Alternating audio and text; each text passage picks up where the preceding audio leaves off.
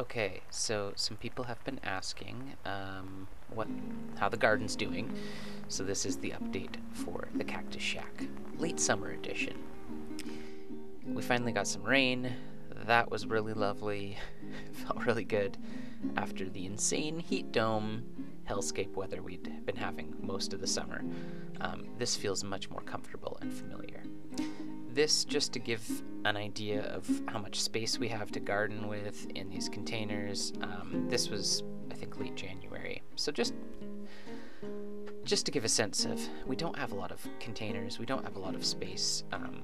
My whole idea this summer was to grow things that you could easily pick for like a nice summer salad.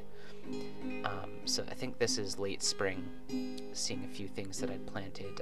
I tried peas. They did okay for a while, but I just feel like they don't do so well in these shallow containers.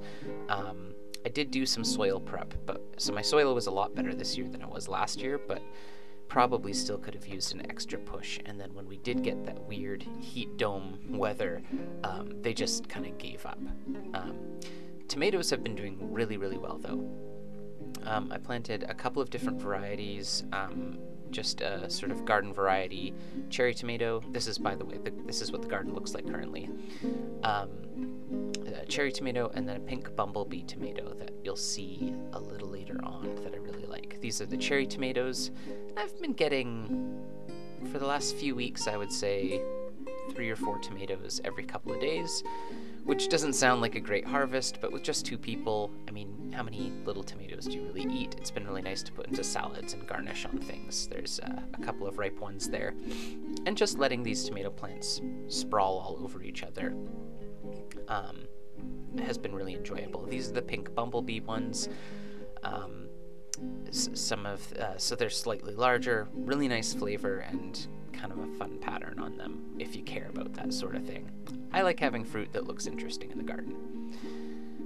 Yeah, the tomatoes have really probably been the thing that has done the best overall. I planted a bunch of spinach, and I don't know if it just never sprouted or if something ate it or what became of it, but the Swiss chard kind of took over,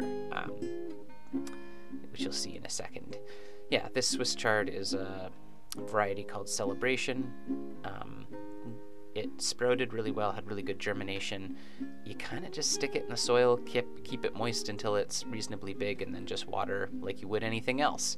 And it's been probably, yeah, I would say the second best thing that we've had this year. And these are just some flowers.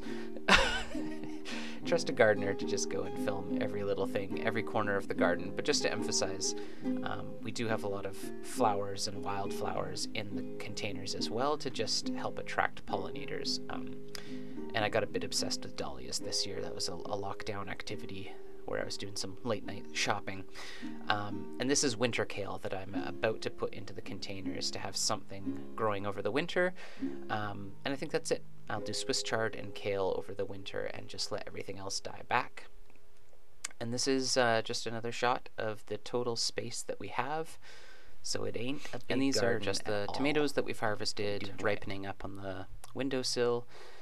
And that's been a really nice thing this summer. And the last thing that I'm going to show you is a future project, which is we just have this bare strip of just dead, blowing away dirt and dust at the side of our building. So stay tuned for exciting updates about me planting clover and trying to green this up a little.